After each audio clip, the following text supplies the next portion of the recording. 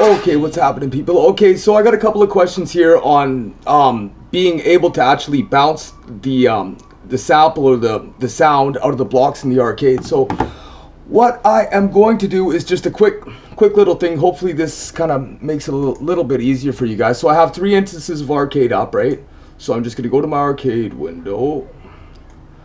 So basically, so I have this triggered to record right now, so I'm just gonna record my sample, whichever key. So I'll play any one, right? Doesn't matter. So you guys are already at the point where you're already getting the noise to come out of the arcade, which is a good thing. So, and you don't even have to play your own sample. So I'll stop that sample there. So basically, this is your sound essentially, right? Because you're looking at it from this view. I'm just gonna close this arcade.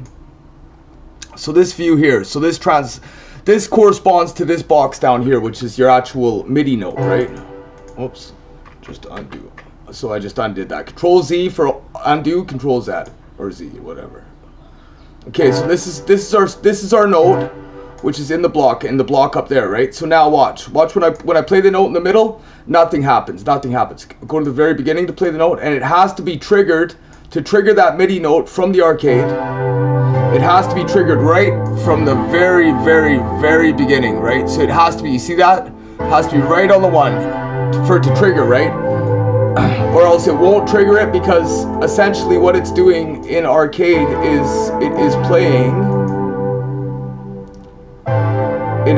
the note as if it were a human, right? So it has to go through the entire melody, which is whichever note I played, which is in there, right? So if you put that in the middle, like, so you see how it's playing it like a human would play it, because in the Studio One's mind, or whichever software using it, what it's basically giving it the information that you're pressing down on that key right now. That MIDI note represents your finger pressing the key down, right?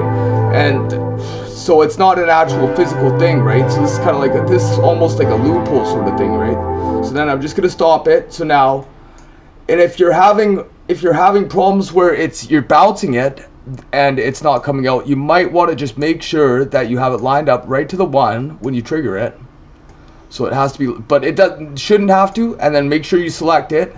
And then you got 2 options here. You can either mix it down or bounce it. I like to bounce it. So you got 2 options. So either mix down or bounce. Usually I'll quantize it. So it's quantized now. Highlighted it again. And then I'll bounce it, so just Control B, or bounce it manually by your mouse. So now it's gonna go ahead and bounce it, and it should come out as a wave format. And if you try to bounce like a whole selection, or if you try to make your entire beat just with the blocks without bouncing them, then you'll never be able to get sound. I've tried that method before, and it's never worked for me. So there you go. So then you got your sample. Then you want to play another sample. It's the same idea, right? And if to save time you already kind of know what sample that you have or that you want to go with, you can just kind of go like this, and we'll just get out of that one. So then you can just take this note, for instance, say, okay, well, we want to layer this with this, right? So then we're just going to lock and load and record it again.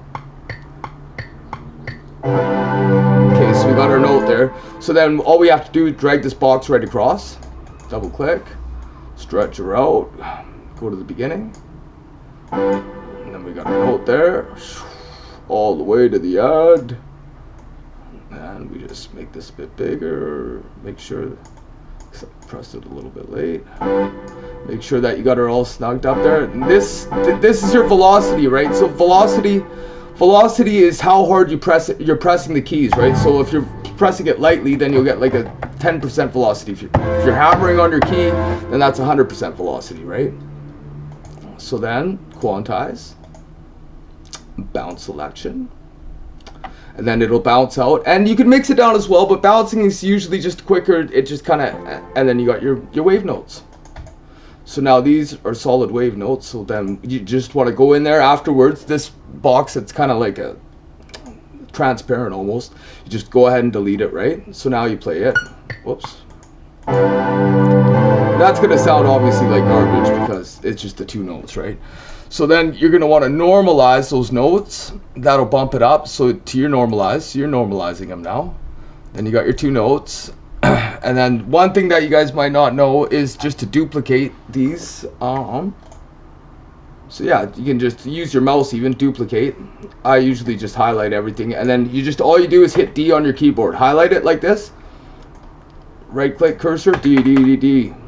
So duplicate, duplicate, or use your mouse, but keep them highlighted, duplicate, and then let's say that's a D, and then you just keep putting arcades on there. So so then say we got that 80s, what is it now, opening credits.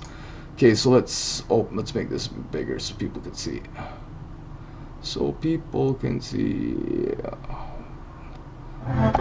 Okay, so let's say that we want to put some drums on there. So let's go to kits, drum kit, drum kit, drum kit, drum kit.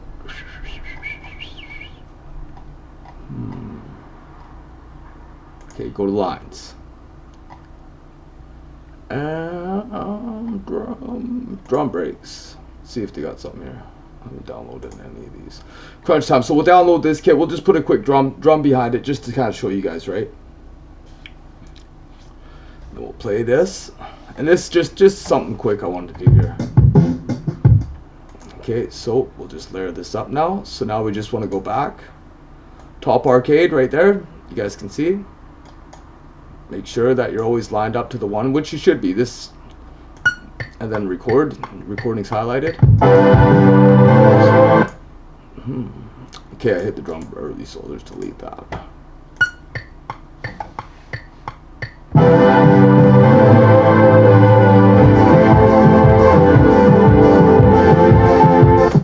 So yeah, something like that. Hopefully that helps. Yeah, that drum, I wasn't going to use that loop, so yeah, so that should do it. And then let's say that you guys want to bounce this. So when you are ready to export it, right? And I mean, you got to go through a lot of stuff. Like, you're going to have to put your EQs and all that stuff on there. Like, there's so much to go through, right? But it's just basically just to get the sound out of the arcade, right? So once you have that done, you want to export, and if you're capable of doing this, you want to keep it at about, well, you always, like, 32-bit has a big shelf on it where it's got a lot of room, a lot of wiggle room to get mastered. So if you put it through a mastering software, you master it yourself or whatever, you got lots of wiggle room. And I try to always keep my sample rate 48. You can go between 48 to 44.1. Lots of people say 44.1 and 16-bit is sufficient. Myself, I always just go 48 and 32-bit just because it's just